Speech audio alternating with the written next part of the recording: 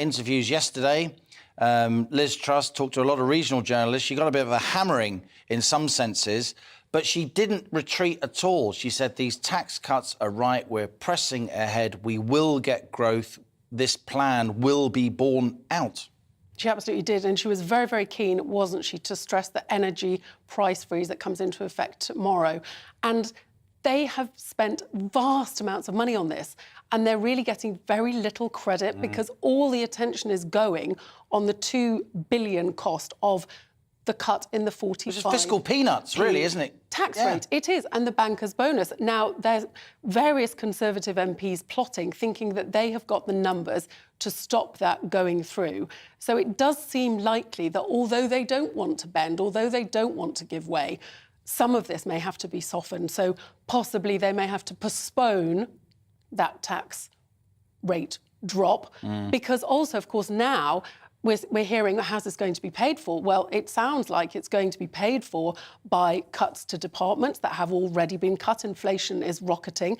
How does that impact? She said she wasn't going to cut public services. And now we're hearing today, Rishi Sunak had promised to benefits would rise in line with inflation. They are not guaranteeing that at all. Likely that they'll rise in terms with earnings, which will save them $5 billion. But then how does that look? How do Tory MPs sell that? Oh, so we're cutting benefits, but we're cutting the tax of the people at the very top. That's a very difficult message to sell. It is difficult, but I can't believe, Catherine, not getting it out and selling it. I can't believe that they're not stressing that when George Osborne cut the top rate of tax from 50% to 45%, the Treasury got more revenue. When the French cut the top rate of tax in 2006, they ended up with more revenue. But we shall see. It's certainly going to be a very interesting Conservative Party conference in Birmingham from Sunday to Wednesday, with the train strikes timed, just to make it difficult for the Tory faithful to get to Brum. Lots of them aren't going, hey? That's Catherine Foster, our political correspondent. Joining me now is an old friend of mine, Jim Rickards, editor of Strategic Intelligence and author of the upcoming book Sold Out, giving us an international reaction to the turmoil on financial markets here in the UK. Jim, was it all about the unfunded tax cuts, or is this something else happening? There's something else happening. Now, the UK mini budget is a really big deal. You look around the international monetary system, international economic system, it's very hard to find any leaders or policymakers who actually know what they're doing. But Kwarteng seems to be an exception. This is the right budget at the right time. Then separately, you have the collapse of sterling and the collapse of gilts. Another big deal. That has almost nothing, I would say practically nothing to do with the budget. I understand there's some contemporaneity. People look at it and say, oh, this caused this. The collapse of sterling and the collapse of budget is part of a global monetary contraction, pending global financial crisis, having to do with the dollar shortage. You look around markets around the world, in the UK, but sure, US, elsewhere in Europe. So what's going on? Stocks are down, bonds are down, gold is down, oil is down. You know, the euro is down relative to the dollar, sterling's down, et cetera. You look around and say, wait a second, everything is down. How can that be? And the answer is the dollar is up. The dollar is, you know, if everything's denominated in dollars or translated into dollars and the dollar is going up, it follows that everything else is going down, which is actually deflationary, which is coming. So that has to do with basically a desire to get dollars to buy collateral, specifically treasury bills, to post as margin to support $1 quadrillion of derivatives. And for those not familiar with quadrillion, that's 1,000 trillion. So it has already hit China. And a trillion's 1,000 billion. Canada and the UK. Jim, let's just unpack a little bit of that. This isn't like when you and I sit on podcasts and have detailed technical discussions, which I always enjoy with you, by the way. But what you're saying is that this is largely a strong dollar story.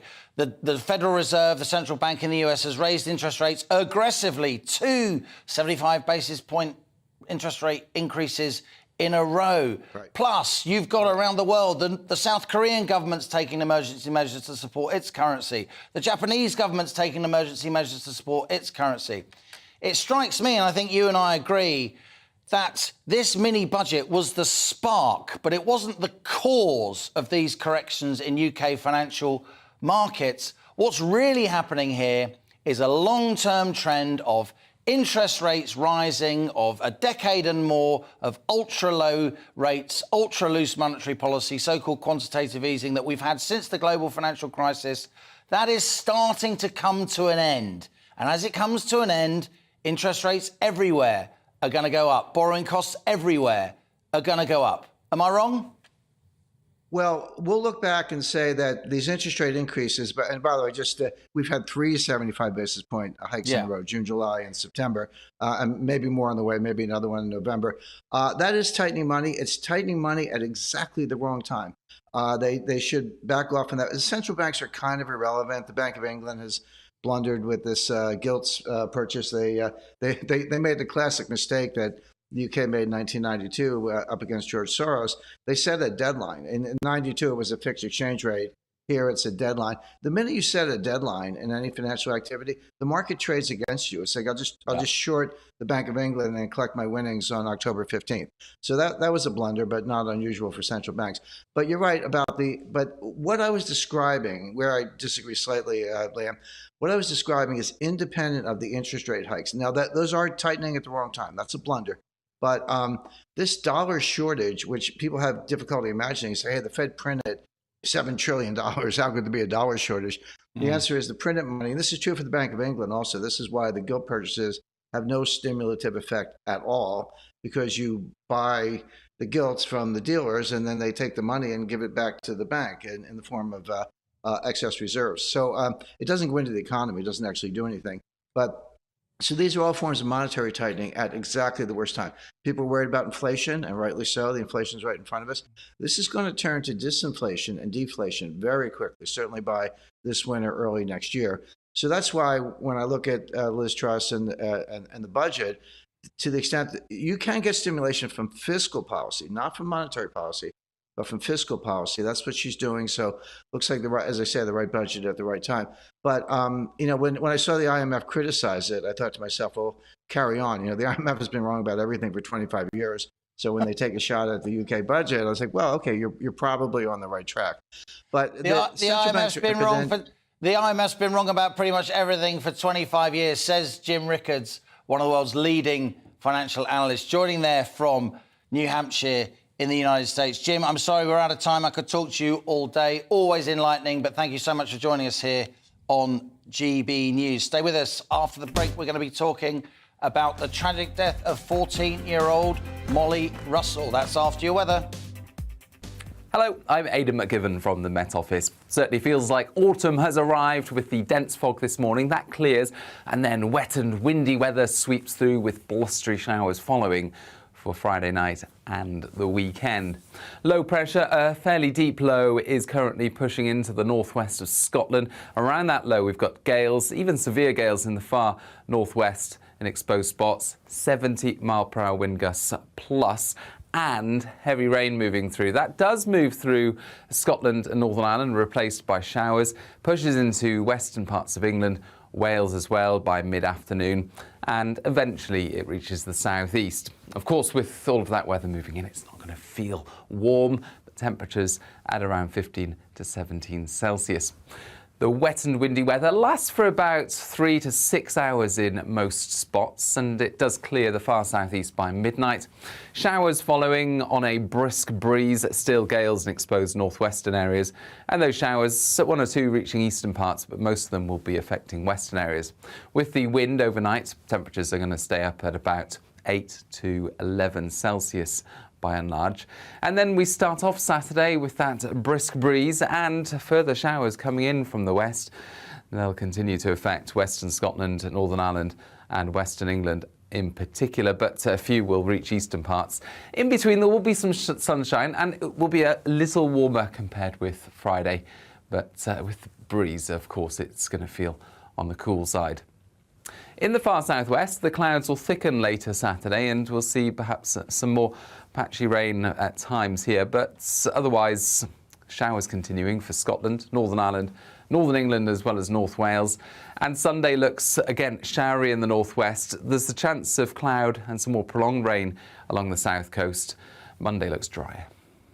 Weekday afternoons on GB News, we've got the whole of the UK covered. From 12 to 3, it's GB News Day with me, Mark Longhurst. And me, Gloria Di Piero. You'll get the very latest on everything that's been going on across our great nation. And from 3 till 6, watch out for GB News Live with me, Patrick Christys. I'm not here to mess around. With all the biggest topics and guests, you will always be up to date. GB News Day and GB News Live from 12 p.m. Only on GB News. The People's Channel, Britain's news channel.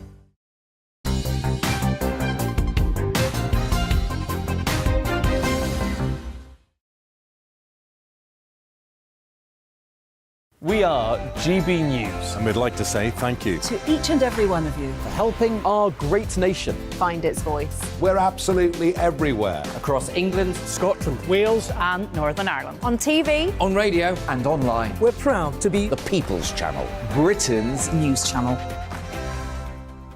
On the Mark Stein Show, we cover the stories a lot of people are scared even to mention. The stuff that really matters with some of the world's biggest thinkers. Now is his opportunity to kind of take the steering wheel of history. Break away from the flop at 8 o'clock on GB News with the Mark Stein Show.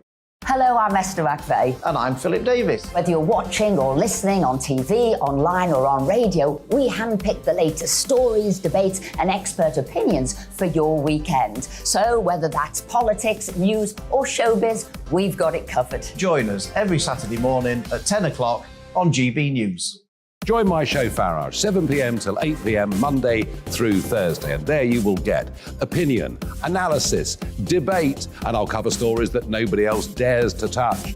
You've been cancelled. Join the club.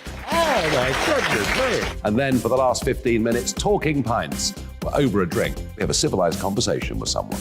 We very often disagree, but we do it in a grown-up way. Come and join me on Farage. Hi there, it's Stephen and Anne. At breakfast from 6 a.m, you'll always be caught up with everything you need to know. The latest headlines, opinions and debates. We'll bring you the good news and the bad, but most of all, we're here for you. Remember, send in your views and let us know what you would like us to talk about. That's because we're your news channel.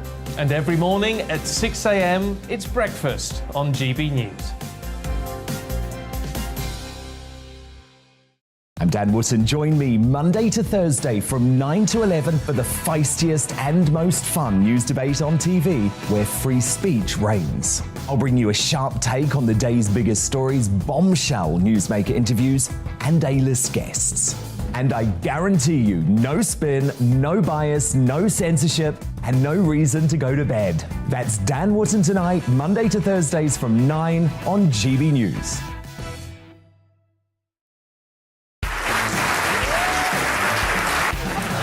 My name is Andrew Doyle. Join me every Sunday evening at 7 p.m. for Free Speech Nation.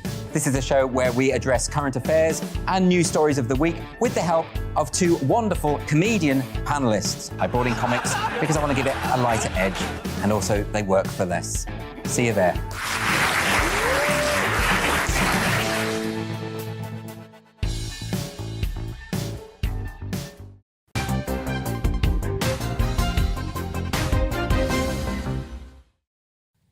Welcome back to the briefing with me, Liam Halligan. It's 3:24. Now, Vladimir Putin's announced in a ceremony held at the Kremlin the annexation of 4 areas of Ukraine, saying that they are now Russian territory. In an angry speech, he ranted against the West but denied wanting to recreate the Soviet Union. The ceremony finished with the audience chanting pro-Kremlin slogans. Lesia Vasylenko, a Ukrainian MP, gave her reaction to GB News earlier this afternoon. Well, the people didn't make their choice. If you look at the survey numbers, it's only about 2, maybe at maximum 3% of the population of these regions which have actually put a tick or a cross or whatever they were putting on these survey questionnaires that they were being held to complete. I don't think that 2 to 3% of the population really talks about all of the people. So these referenda, they mean absolutely nothing. And really, for Ukraine, we are still set on regaining all of our territory and control over all of our territory. So regardless what they say in Moscow and what this power-crazed leader is going to read out from the sheet of paper he's reading from, it doesn't matter to us because there's international law, there's basic principles of coexistence, of peaceful coexistence of nations. Ukraine adheres to these, our allies adhere to these, and this is what we will be continuing to fight for. There is no other rules by which nations can be guided to live in a friendly and peaceful way with each other. When one country breaks these rules, as with Russia, we have wars as a result. So it is our duty as the international community to stop this war and to stop it as quickly as possible and send the message out there to every single leader who might be contemplating going down the same road as Putin, that it's a no-go, that there will be consequences, there will be responsibility, and that this will not be tolerated by the international community. I think this is our duty right now, to act as efficiently and as quickly as possible and to stand in unity over these 90 days, which are going to be tough and which will require really strong and difficult decisions. Final question to you, Lesia, and we talked to our journalist friend a little earlier about it. You're an MP, you speak with great authority, and you have democracy behind you. Do you believe, do you even fear that this, what we're witnessing in Moscow, in the Kremlin right now by that man, Vladimir Putin, will prompt further resistance, fighting resistance on the streets of those annexed areas at whatever cost it may be, and it is potentially the highest possible cost? Ukraine will do everything possible to support the resistance, and we will do even more to make sure that our soldiers get rid of the occupying powers in those areas and that we push the Russian soldiers out. This is as much as I can say. At the end of the day, it comes down to the people. I have great confidence in the people of Ukraine, in their will to live as a free nation and in their value for liberties. So I think that with the nation standing united, despite all these foreign factors which try to separate us out and to put at threat our very existence, we are good. We are good to say that we'll continue fighting and that we will be successful in this fighting.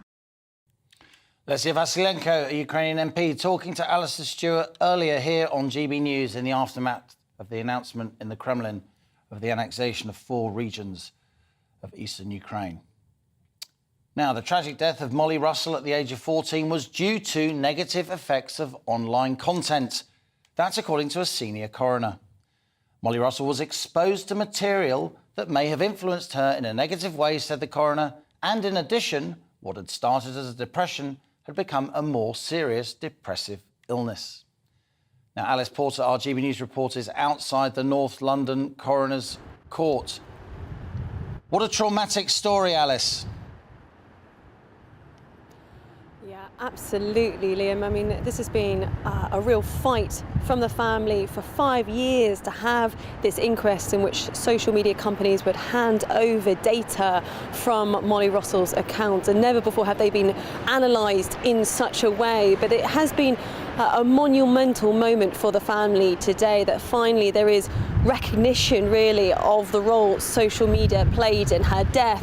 The coroner for this case, Andrew Walker, said that she partly died as a result of the negative effects of online content. So this was very much welcomed by the Russell family, who were actually behind me. We're here at a press conference and were giving their thoughts, but there was also very much a stinging criticism of Meta, which is the company behind Instagram. They were giving evidence, who maintained throughout this inquest that the site was safe when Molly was using it.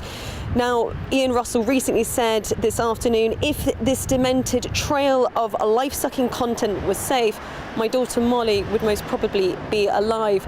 But he did also say that this is an opportunity for change, and I think we can hear a clip of that now. For Molly's sake, let's make the online world a place that prioritises the safety and well-being of young people over the money that can be made from them. And for anyone struggling, I'll say again, please reach out to real people who can help you. Please don't forget. Well, that was Ian Russell, the father of Molly Russell, who has very much campaigned over the last 5 years. The question is now, what happens next? Well, there's been a statement from the NSPCC today saying that this ruling should send shockwaves through Silicon Valley.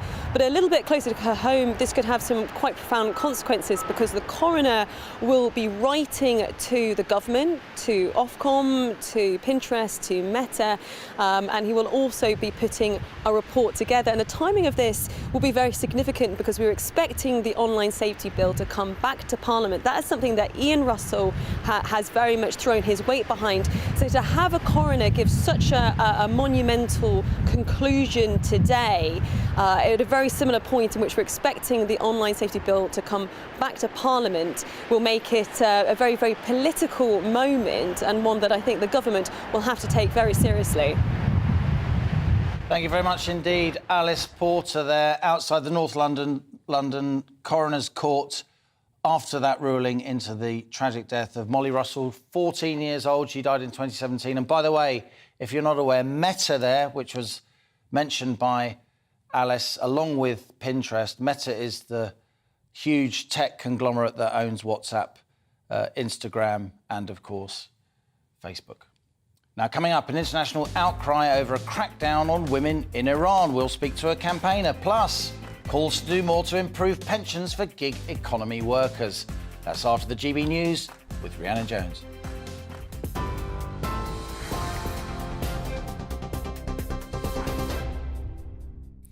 Thank you, Liam. It's 3:32, your top stories from the GB Newsroom.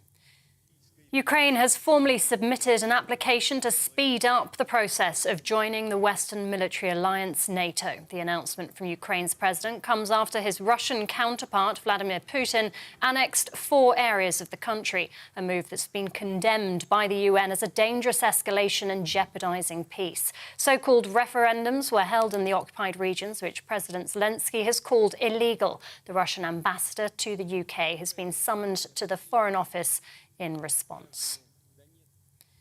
The Office for Budget Responsibility says it'll deliver its initial forecast on the impact of the government's policies on October the 7th.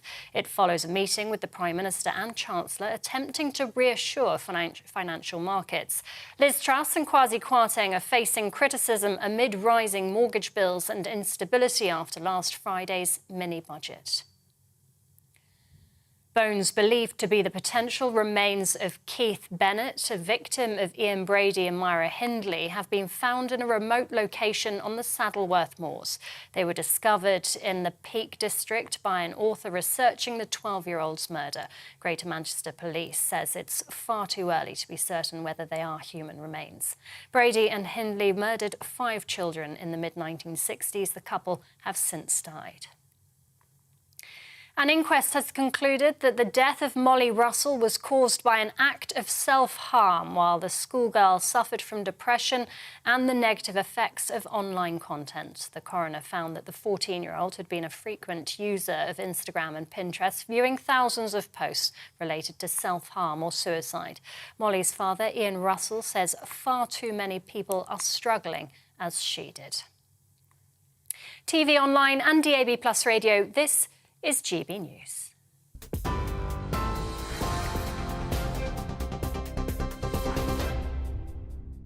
Direct Bullion sponsors the Finance Report on GB News for gold and silver investment.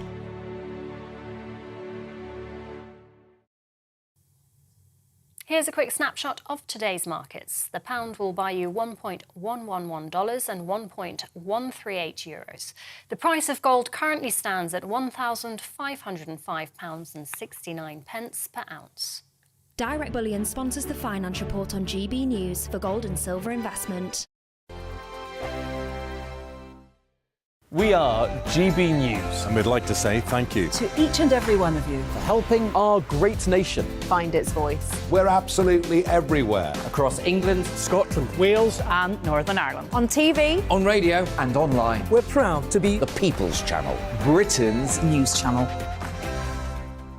On the Mark Steyn Show, we cover the stories a lot of people are scared even to mention. The stuff that really matters with some of the world's biggest thinkers. Now is his opportunity to kind of take the steering wheel of history. Break away from the flop at 8 o'clock on GB News with the Mark Steyn Show.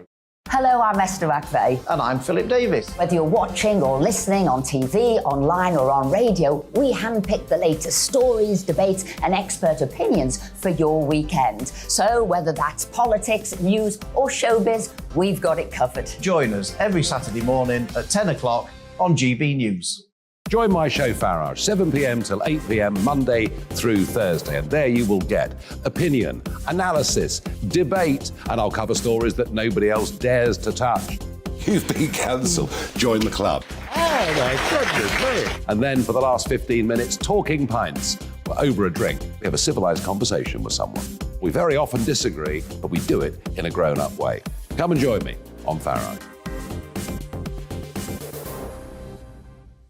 Hi there, it's Stephen and Anne. At breakfast from 6 a.m, you'll always be caught up with everything you need to know, the latest headlines, opinions and debates. We'll bring you the good news and the bad, but most of all, we're here for you. Remember, send in your views and let us know what you would like us to talk about.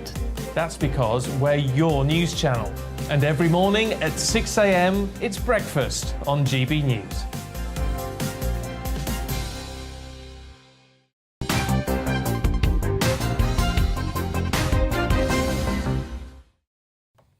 So welcome back to the briefing. I've made it with me, Arlene Foster and Liam Halligan.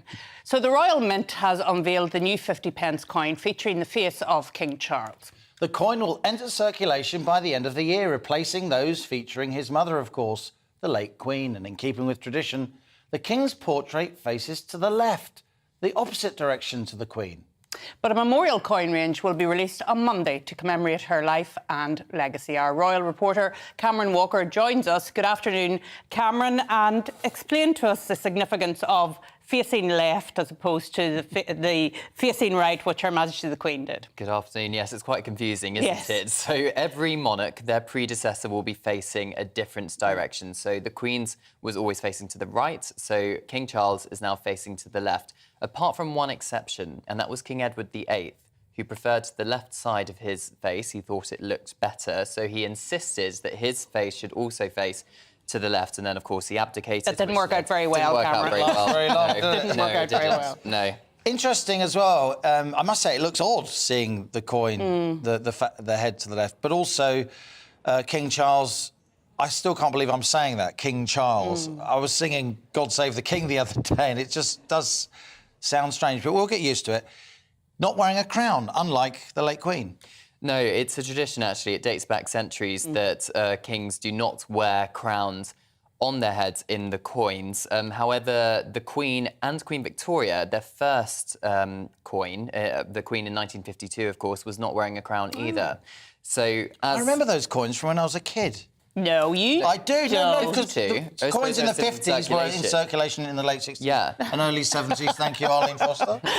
So the point is they haven't had their coronation yet, so therefore they're not crowned. So that's perhaps one of the reasons. Another reason is King Charles, we know, is very much wanting to have perhaps a slightly less expensive coronation. He wants to slim down the monarchy, ease the burden on British taxpayers in the cost of living crisis, as you well know, Liam. So perhaps it was seen that having a big crown and his first effigy on a coin is not the message King Charles wants to send out in this new era. And I suppose it'll take us some time to get used to all of this, but is December a little... And it's December when they're coming out, I understand. Is that a little bit soon, or...? So the 50p is coming out in December. The rest of the coins, which we see in British currency, they will start being minted from January the 1st, 2023, and they will enter circulation, but the coins still depicting Her Majesty the Queen will remain in circulation, as you were alluding to, you remember coins from her early era, from the 1950s.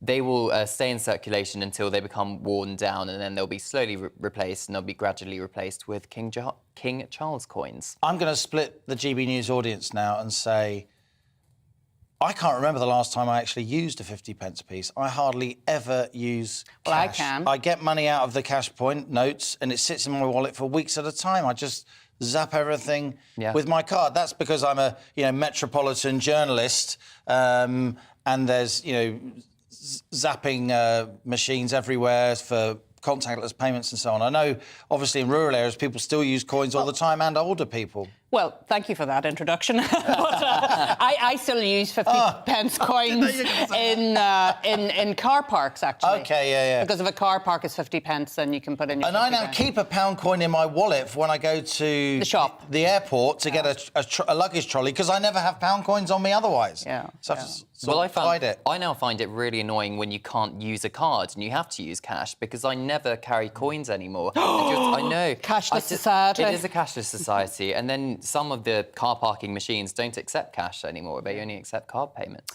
Cameron Walker, as ever, very good to have you here. Thank you, Cameron. It's lovely to on the see you briefing. again, absolutely. So more than 60% of people are at risk of missing out on an adequate standard of living in retirement, according to a report by MPs. Minimum contributions into pensions are too low. That's according to the Work and Pensions Committee, and many self-employed and gig economy workers, they're being excluded from pension saving altogether. Well, let's talk to Philip Brown from the People's Pension, who welcomes the report. Thank you so much for joining us this afternoon. And tell us about this report and why you've welcomed it, Philip. Well, it's a really important report, and this committee is a cross-party committee, so it's a form of consensus being built for the first time on the fact that our pensions may not be as adequate as we thought they were. In the auto-enrolment sector, which is the part of the market I work in, where we provide pensions for 10.7 million members through a range of different companies, people are paying the minimum contribution. And if you look at that sector in isolation, 8 in 10 people won't get an adequate pension. But if you talk to them, 6 in 10 believe they will get an adequate pension. So we've got a problem that's building up for all those people, especially for people in Generation X, those in their kind of 40s and 50s now, because they've got less time to solve the problem than younger generations. I'm glad that you are stressing the work done by the Work and Pensions Committee. It is cross-party, chaired by Stephen Timms, who knows his way around this area, former Chief Secretary to the Treasury, of course. You know, I remember the Turner report, when Adair Turner introduced the idea, the former head of the CBI, introduced the idea, Philip, of compulsory pension contributions and that auto-enrolment that you referred to. It was inevitable, wasn't it, that in the end, those minimum contributions would turn out to be not enough? Mm. Well, that's a very fair way of looking at it. You have to bear in mind that the Pension Commission actually set that rate at 8%, but it assumed that people would be making voluntary savings on top of that. Indeed. And clearly that hasn't happened in the way that the Pension Commission assumed it would. So if we're restricted just to that 8%, you can see how the problem we've got has developed. The additional savings that were assumed have never actually taken place. And do you think, Philip, that employers are doing enough to really speak to their employees about the fact that they need to put in more of their wage into the pension pot? Well, that's a really good question. And many employers do provide what are called matching schemes. So if you pay additional payments into it, they will match those payments. And that's found to be a very good way to actually increase contributions.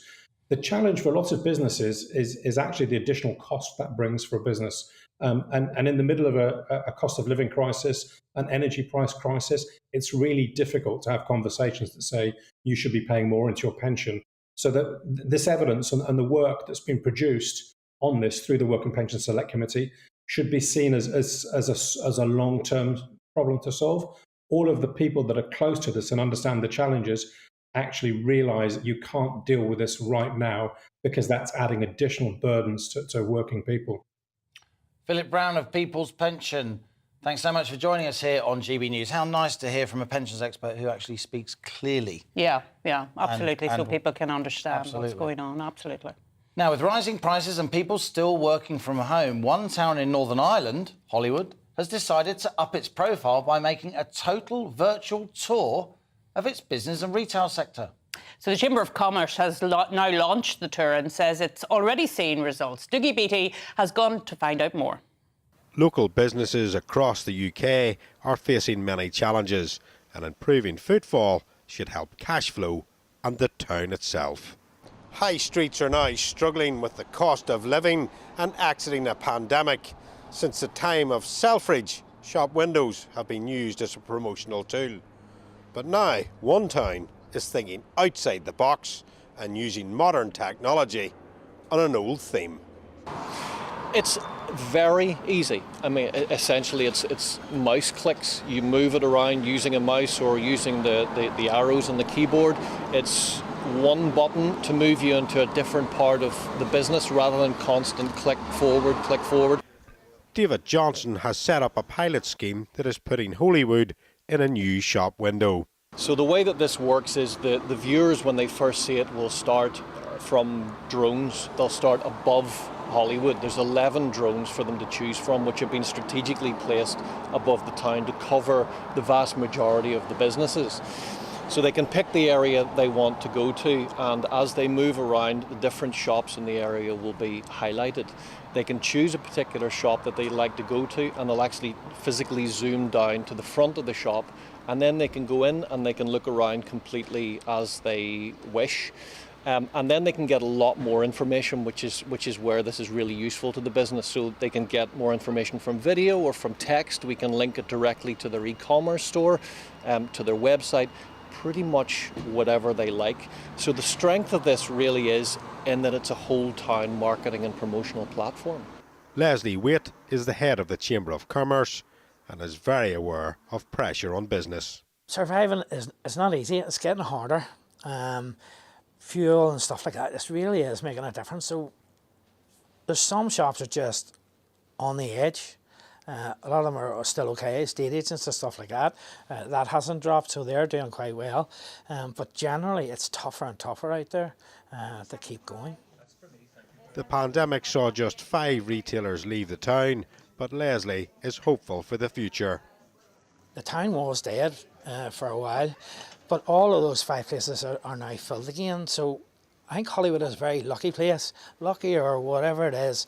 We sort of stand out from the crowd a bit and are still very, very prosperous around the town. So it is a good place for business.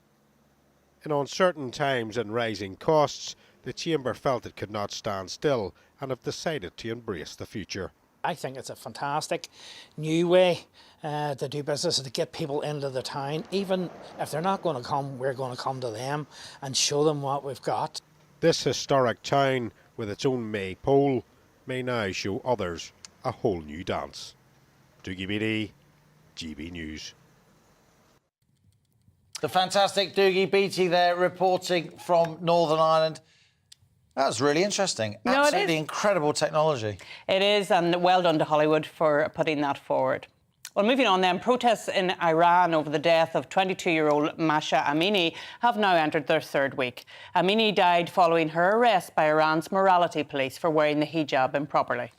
There's been international outcry with protests in cities around the world, including here in the UK, with women cutting their hair to show support. Those have included Nazanin Zaghari Ratcliffe, who, of course, was held in Iran for nearly 6 years.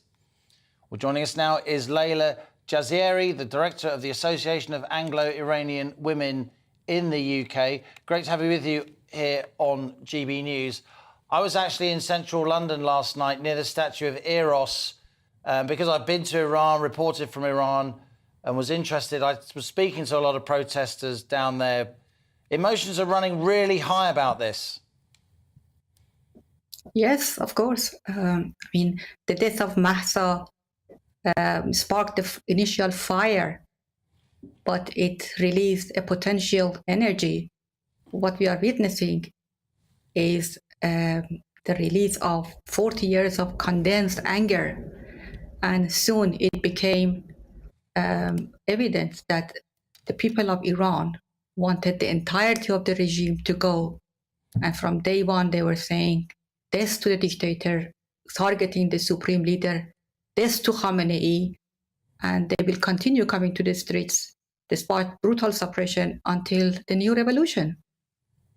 And this is something that we cover on GB News quite frequently, and I covered it on the show last week, Leila. And it is important, isn't it, here in the UK, that we understand what's going on in Iran, and how can we support those very brave women in Iran who have taken a stand? I think the most important thing is to hear what is it that they are asking for. In the streets of Iran, women and youth in the forefront of this uprising are calling for regime change. And it's time for the international community, our government here, and the governments of the rest of the Western governments to recognize the demands of people and the fact that to recognize their legitimate rights to defend themselves, to help Iranian people to have access to internet. Internet is completely shut down now. And they want all political prisoners to be freed. So more than just verbal condemnation, there is much we can do. Just before coming on air, I heard 20 minutes ago that the regime attacked a mosque in Baluchistan, south east of Iran. Today, they are Sunni Muslims. They shot them because after prayers, they started chanting anti-regime slogans. So despite the brutal suppression, it's going very carry on every day. And today is day 15. Until yesterday, the latest figure is that the protest, which is all over Iran, various sectors of Iranian society taking part, so far 164 cities. Iran has 31 provinces, and in all these provinces, plus over 300 deaths and over 15,000 imprisoned, arrested. Do you expect any kind of concession, any kind of movement from the theocracy, from the clerics who basically run Iran, from the Revolutionary Guards who police these draconian, with all respect, laws and rules in your country? And has there been enough international condemnation, Leila? Well, two questions. First of all, unfortunately, I don't think there has been enough condemnation. First of all, the US administration condemned it, but it was quite late. And again, as I said, we need to do more than verbal condemnation. And the regime is not able to make any changes. The slightest change would lead to the overthrow of this regime. I mean, there are noises coming from some factions within the regime that, okay, maybe we should relax and kind of revise this compulsory hijab, but in order to stay more in power, of course, to protect the entirety of the regime. But they can't do that because then Iranian women want more. Because you see, in Iran, misogyny is institutionalized in every aspect of Iranian women's life, from inside the family to education to employment to politics, in every aspect. So it's not just about compulsory hijab, and if they relax it a little bit, people of Iran are in the streets chanting death to Khamenei to end 40 years of destruction, execution, suppression, corruption. And thank God, the uprising is well organized. You may have heard about it, that the resistance units inside Iran, they are affiliated to the main Iranian opposition group, MEK. They are almost behind this uprising. If you see all the chanting, all the slogans all over Iran is the same. The way their tactics are the same. The way they manage to get out of the network of the security forces is the same. It shows it's well organized. These resistance cells were formed since 2014 in order to break the atmosphere of terror. They started by writing slogans in the walls, in the streets, by distributing pamphlets, by setting the banners of Khamenei, Supreme Leader, on fire. And now they have grown in their thousands. And again, thank God that there is an alternative. We have National Council of Resistance of Iran, which is run by a woman, Mrs. Mariam Rajavi. Yeah, Leila, thank you so much for joining us, and thank you for raising the issue again, because I think it's so incredibly important that we hear from you, and we'll continue to hear from you, so thank you for joining us. So thank you for joining us on The Briefing today. You've been watching The Briefing with Liam Halligan and me, Arlene Foster. The show's back every Friday from 3 p.m. I promise to be on time next week. And thanks for watching. Next, it's Nana Akua. Hello, I'm Aidan McGivern from the Met Office. Certainly feels like autumn has arrived with the dense fog this morning. That clears, and then wet and windy weather sweeps through with blustery showers following for Friday night and the weekend. Low pressure, a fairly deep low, is currently pushing into the northwest of Scotland. Around that low, we've got gales, even severe gales in the far northwest in exposed spots, 70-mile-per-hour wind gusts plus, and heavy rain moving through. That does move through Scotland and Northern Ireland, replaced by showers, pushes into western parts of England, Wales as well by mid-afternoon, and eventually it reaches the southeast. Of course, with all of that weather moving in, it's not going to feel warm, but temperatures at around 15 to 17 Celsius. The wet and windy weather lasts for about 3 to 6 hours in most spots, and it does clear the far southeast by midnight. Showers following on a brisk breeze, still gales in exposed northwestern areas, and those showers, 1 or 2 reaching eastern parts, but most of them will be affecting western areas. With the wind overnight, temperatures are going to stay up at about 8 to 11 Celsius. By and large. And then we start off Saturday with that brisk breeze and further showers coming in from the west. They'll continue to affect western Scotland, Northern Ireland and western England in particular, but a few will reach eastern parts. In between there will be some sunshine and it will be a little warmer compared with Friday, but with the breeze, of course, it's going to feel on the cool side. In the far southwest, the clouds will thicken later Saturday and we'll see perhaps some more patchy rain at times here, but otherwise showers continuing for Scotland, Northern Ireland, Northern England as well as North Wales. And Sunday looks again showery in the northwest. There's the chance of cloud and some more prolonged rain along the south coast. Monday looks drier.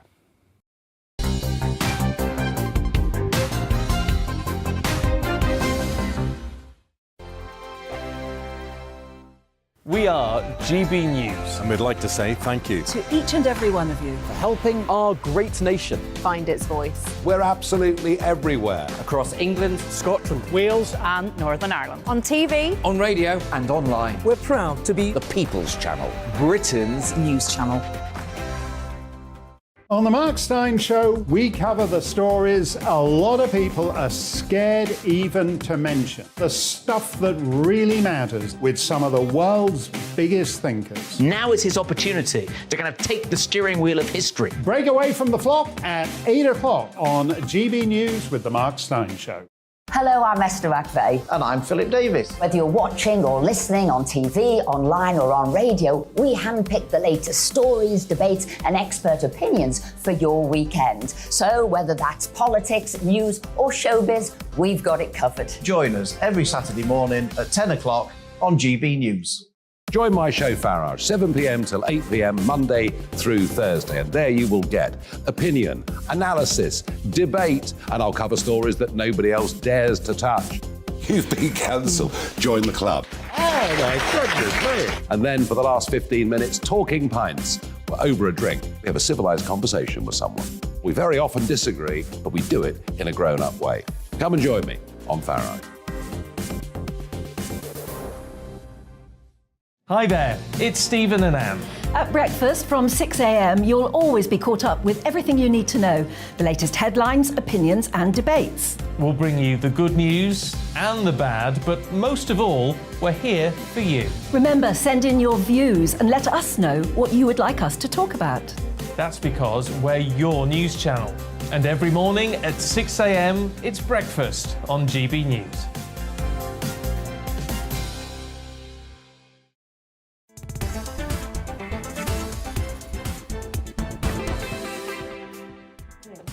Good afternoon, this is GB News. Welcome on board. I'm Nana Akua. We're live on TV, online and on digital radio.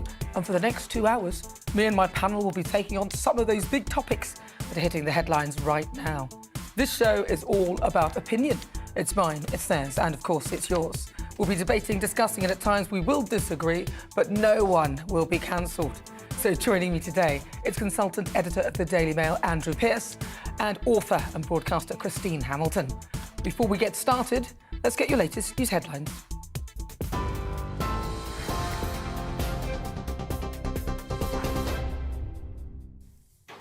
Good afternoon, it's 4 o'clock. I'm Tatiana Sanchez in the GB newsroom.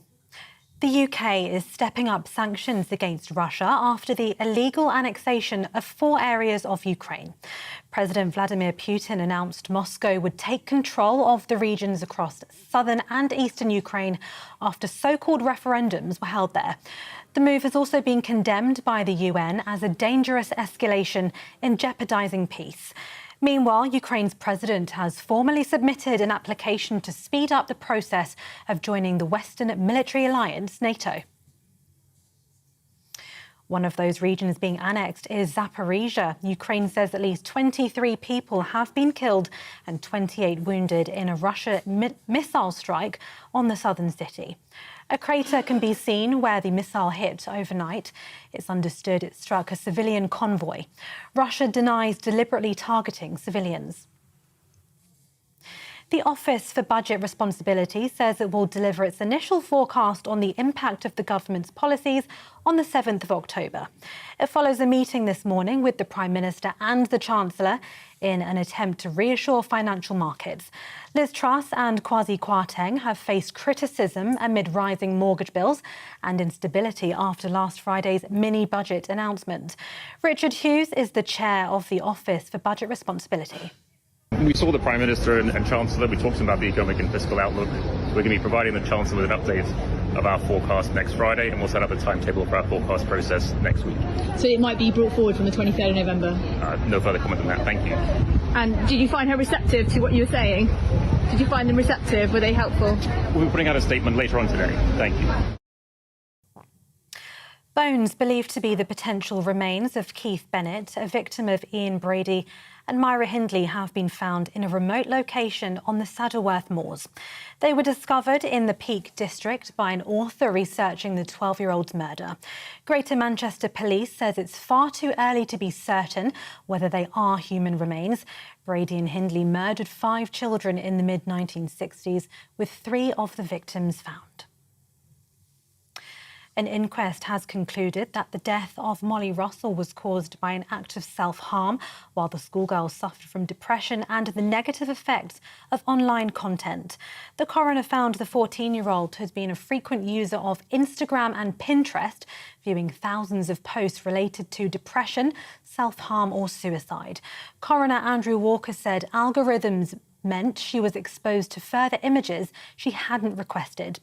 A spokeswoman for Meta said they'd continue to work to ensure they offer the best possible protection and support for teens. But Molly's father, Ian Russell, says the government must take action. It's time the toxic corporate culture at the heart of the world's biggest social media platform changed. It's time for the government's online safety bill to urgently deliver its long-promised legislation. It's time to protect our innocent young people instead of allowing platforms to prioritise their profits by monetising the misery of young people. Members of the Communication Workers Union at Royal Mail have launched a 48-hour strike in a dispute over pay affecting deliveries of post across the country. Around 115,000 workers are taking part in the industrial action, the biggest strike of the year. Talks between the two sides have failed to make any progress. More than 500 foreign criminals and immigration offenders have been removed from the UK by the Home Office this month. They include 105 Albanians and 26 Romanians. The offenders were convicted of crimes including sexual and violent offences with combined prison sentences of over 337 years. Home Secretary Suella Braverman says the government is taking a zero-tolerance approach to anyone who comes to the UK and breaks our law. And finally, the Royal Mint has unveiled the new 50p piece featuring the face of King Charles. The coin will enter circulation by the end of the year, replacing those featuring his mother, the late Queen. In keeping with tradition, the King's portrait faces to the left, the opposite direction to Queen Elizabeth. A range of memorial coins is being released on Monday to commemorate her life and legacy. This is GB News. We'll bring you more news as it happens. Now it's back to Nana Akweer.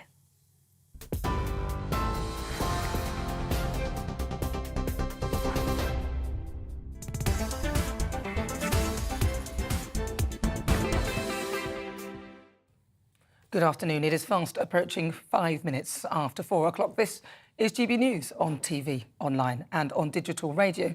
I'm Nana Akweer. The wrong kind of black. There's an elephant in the room when it comes to racism, and it's not a white one. This week, Kwasi Kwarteng was called superficially black by Rupa Huq. She's a Labour MP, a woman of colour. I think we can still say that, or has it been replaced with black and brown people or BAME? Her comment was racist. And there lies the dilemma. BAME people can be racist, yet it is often the presumption that racism is perpetrated by white people. So in her view, his blackness is superficial. The dictionary definition, existing or occurring at or on the surface. So not the real deal. Have a listen. No, I'm sorry if I was not making myself understood clearly. He's superficially, he's a black man, but again, he's got more in common. If you look at again, it's that Joe Cox thing, more in common. If you look at the character, he went to Eton, I think he went to very expensive prep school, all the way through the top schools in the country. If you hear him on the Today programme, you wouldn't know he's black. I see. So because Kwasi went to Eton, so he's clever, and because he's posh, he's not like a real black person. I can only deduce from those comments that she assumes that the majority of real black people are stupid and poor. Take Dr. Shola, or Shouty Shola, a black activist who talks all over anyone with a different viewpoint. Remember the Tory leadership race, the one that I suspect many in the party are beginning to regret? She called the diverse leadership challengers gatekeepers to the status quo. Whether she gets to the next best position in the cabinet or she becomes prime minister, I think what you'll find is that Kemi Badenoch is strategically using her black identity, using herself as a voice for the culture war, a voice for the far right to drive her ambition. That is no longer a difference of opinion. What Kemi Badenoch does is racial gatekeeping. Mm-hmm. What she's doing is racial gatekeeping. And when I challenged Dr. Shola on social media, nearly all the comments supporting me come from those who are white. Nearly all the insults come from people of colour, with hashtag #BeKind on their profiles, calling me, yes, you guessed it, Oreo, coconut, that I don't represent them, blah, blah, blah, blah. So black on the outside and then white on the inside. For those people, I have stepped outside of their comfort zone of blackness. So I'm superficially black. Instead of seeing a successful person of colour and as a symbol of progress and a good thing, those who subscribe to this narrative wish to perpetuate it. And ironically, this kind of behaviour often comes from those on the left, who have taken the votes of minority groups for granted. The Labour Party was rocked by anti-Semitism, and the fact that Rupa Huq felt comfortable making her comments at a fringe event, which at the time appeared to go unchallenged by her party members around her, speaks volumes. Sir Keir Starmer, to his credit, did not mince his words and called her comments racist. Even Sadiq Khan said her comments were racist. He said, what it infers is that all black people speak a certain way and all black people are working class. Rupa Huq has since apologised on Twitter. It is sad that when Martin Luther King's vision is actually being realised, many want to stay shackled to the past. Why on earth would it be a negative thing for people to be judged on the content of their character rather than the colour of their skin? After all, we are one race, the human race.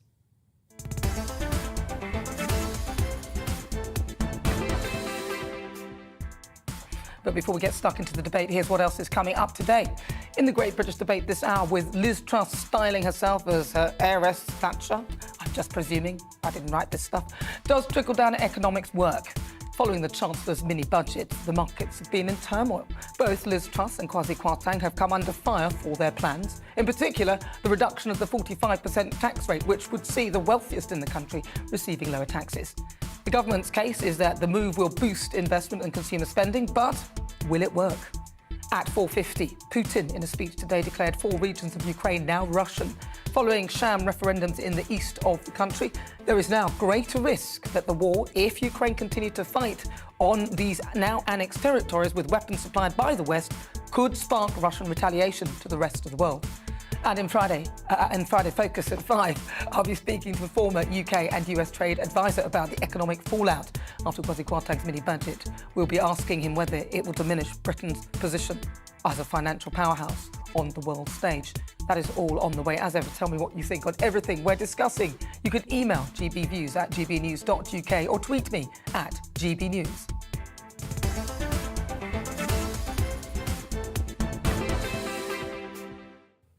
Right, let's get started. Let's welcome again to my panel consultant editor of the Daily Mail, Andrew Pearce, and also author and broadcaster Christine Hamilton. Right, well, welcome. Oh, okay, I was in your shot then. Well, welcome, Christine. I was in there. I was saying welcome, but we were together. That's all right. It's nice to see you. Nice to see you. I feel a bit low. You are a bit low. I am a What's bit going low. on? Never mind. We'll adjust during the break. We'll adjust you in a bit. And Andrew, thank you very much for joining. And what, by the way, well said about Rupert Huck. Oh, absolutely. These flipping people on the left think they monopolise diversity and inclusivity, and you were absolutely right. She was saying that if you're posh and clever, you can't be black. What an outrage. It was appalling what she said. I mean, you really held it in one. It really was appalling. And also that sometimes it is the black people who are more racist. Take Diane Abbott, for example. She is one of the biggest examples of exhibiting racist behaviour. Labour should go and sling their Huck, frankly. Completely. Yeah. Well, she represents the worst side of the Labour Party. It's like the ginger growler talking about Tory scum and goodness knows what. It's appalling. It shows their bitterness and oh. And the failure of any of those Labour Party members in the Fringe meeting to call her out, which was astonishing. But give Starmer his due. He suspended the whip from her, so she's no longer part of the parliamentary party, but she's still a Labour Party member. MP. She shouldn't be. And she's still an MP. She shouldn't be up there at all. I think this should be something where, OK, you can't demonstrate those qualities. And I think, for me, the worst part of this was that it didn't seem like she'd even noticed what she said. No. Nobody around her. Nobody around her. They were all quite happy, just going along with, that's obviously, what he's like. And it's like, you've never met the man. Why is that the first thing that you would see? It's totally irrelevant. It was also deeply offensive to all other black people.